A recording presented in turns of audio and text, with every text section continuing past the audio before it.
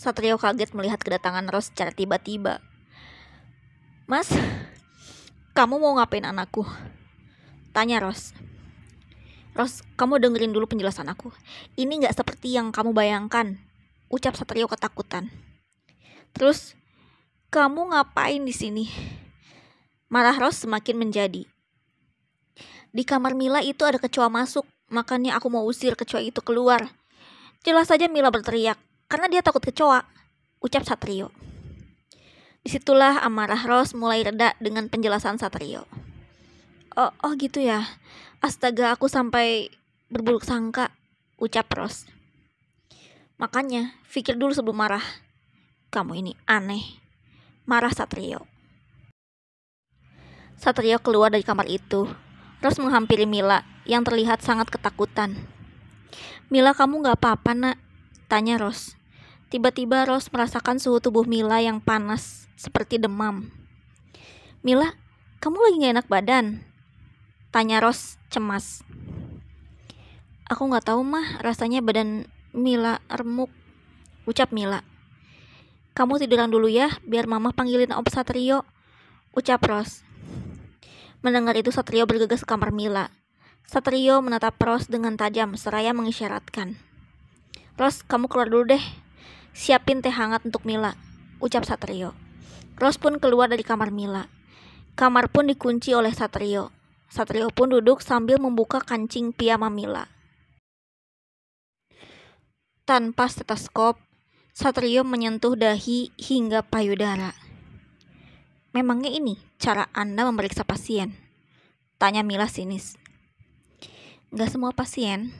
Sentuhan ini hanya berlaku buat kamu," ucap Satrio dengan suara berbisik.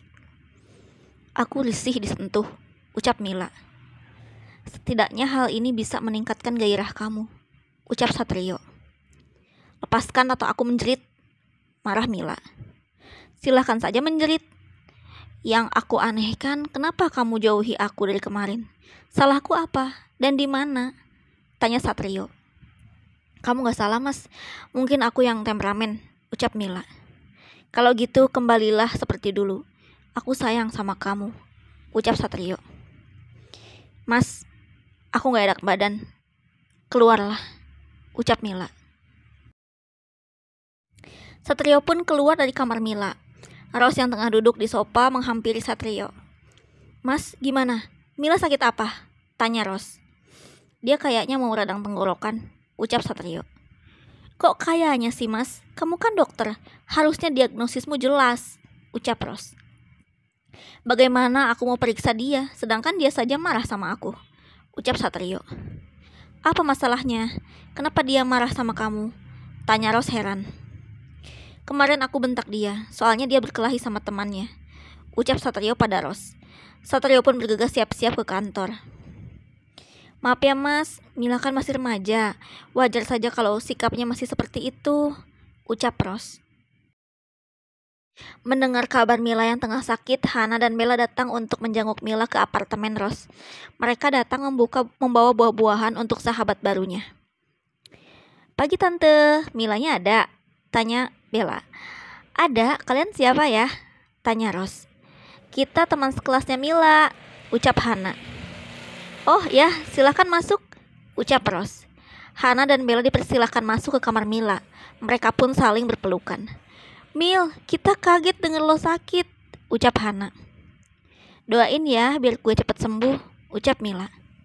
"Emang lo sakit apa?" tanya Bella. "Gak tahu, gue sesek aja," ucap Mila. Rose masuk ke kamar Mila sambil membawa suguhan makanan. "Silahkan diminum jusnya." "Oh iya, kok kalian gak sekolah? Jam-jam segini kan harusnya kalian ada di sekolah," ucap Rose heran. "Iya tante, kita diskorsing karena berantem sama Anita," celoteh Hana. "Kok Anita gitu sih? Bukannya dia teman kamu dari SD ya Mil?" tanya Rose.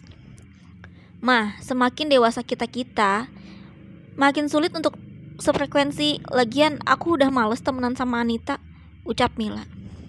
"Ya sudah, tante tinggal dulu ya," ucap Rose. Rose pun kembali dengan pekerjaannya di dapur. Saat di rumah sakit, Satrio bertemu dengan Rudy, spesialis kandungan. Hayo, sapa Rudi. Hei, lama gak ketemu, ucap Satrio. Gimana sama Ros? Nanti kalau mau lahiran kabarin aja ya, ucap Rudi. Siapa sih yang punya anak dari Ros? Ros udah tua.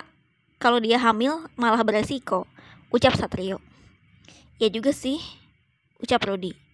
Makanya gue lagi PDKT sama yang muda, ucap Satrio. Siapa sih? Aduh yo, jangan bikin masalah deh, lo kan baru married, ucap Rudi. Gue bosan lihat Ros, ucap Satrio. Terus sama cewek yang lagi lo deketin gimana? Siapa orangnya? Dan berapa tahun umurnya? Tanya Rudi. Namanya Mila, umurnya 17 tahun. Dia anak dari Ros, ucap Satrio. Wah, gawat nih. Gak salah lo macarin anaknya Ros, ucap Rudi. Gak salah dan gak ada yang salah. Gue cinta sama dia, ucap Satrio. Saran dari gue sih, kalau bisa pacarannya jangan diseriusin. Gue takut terjadi sesuatu yang enggak, ucap Rudi mengingatkan. Tapi perasaan gue ke dia udah mateng, ucap Satrio. Gue gak ikut-ikut yuk, gue takut, ucap Rudi. Mila yang tengah sakit malah diceramahi oleh Ros. Kok mama lihat temen-temenmu kayak merasakan sesuatu yang mama rasa itu hal negatif, ucap Ros. Jangan buruk sangka mah, ucap Mila. Buktinya kamu sampai dapat sanksi skorsing dari sekolah, ucap Ros. Itu bukan karena aku bergaul sama mereka, itu sih salah si Anita, ucap Mila. Setahu mama, kamu selama bergaul sama Anita itu baik-baik aja, ucap Ros. Mama pernah muda gak sih? Masalah kecil kayak gini aja dibesar-besarin. Pantas aja papa gak betah hidup sama mama. Ternyata mama istri yang bawel, ucap Mila. Kurang ajar kamu ya, marah Ros sambil hendak menampar Mila. Namun kejadian itu dicegah Satrio. Sore itu Satrio telah pulang. Kamu apa-apaan sih Ros? Mila itu anak kamu, teriak Satrio. Mila yang matanya berkaca-kaca hanya diam sambil menatap kedua orang di hadapannya. Kalian berdua sama aja, ucap Mila sambil masuk ke kamar. Satrio menatap Ros dengan penuh amarah. Apa yang sudah terjadi? Tanya Satrio pada Ros. Aku cuma melarang dia main sama teman-temannya, ucap Ros. Kamu tuh keterlaluan Ros, ucap Satrio.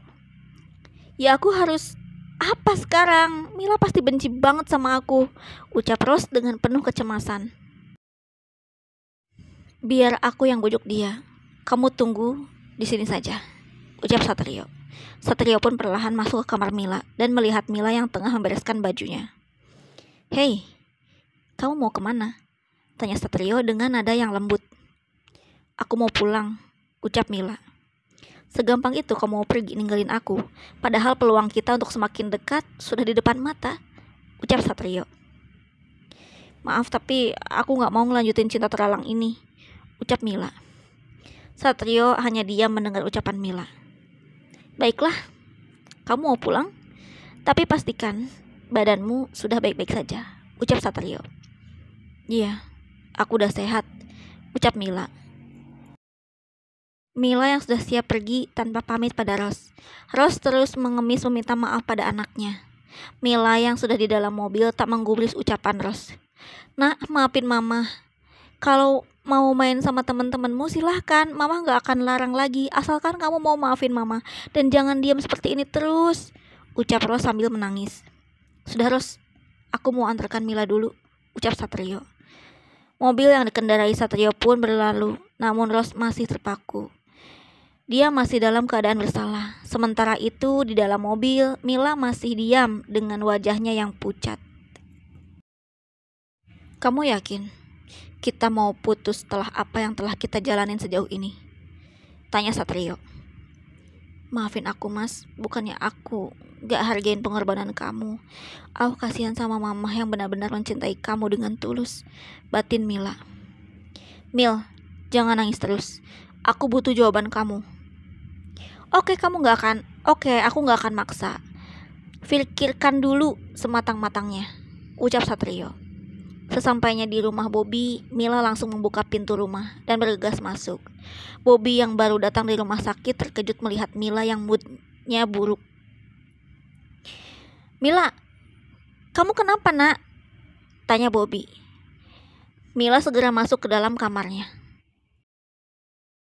"Mila kenapa ya?" tanya Bobby pada Satrio.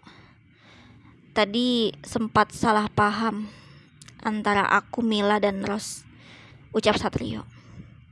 "Kalau gitu sebentar ya, saya bujuk Mila dulu," ucap Bobby. Bobby mengejar Mila hingga ke kamarnya, sementara Satrio masih berdiri di depan kediaman Bobby saat itu. Arum menghampiri Satrio dengan kursi rodanya.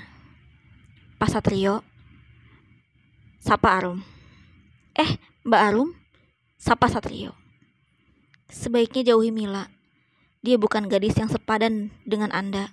Fokus saja rumah tangga Anda dengan Mbak Ros. Lagian, Mila terlalu anak-anak untuk Anda pacari," ucap Arum.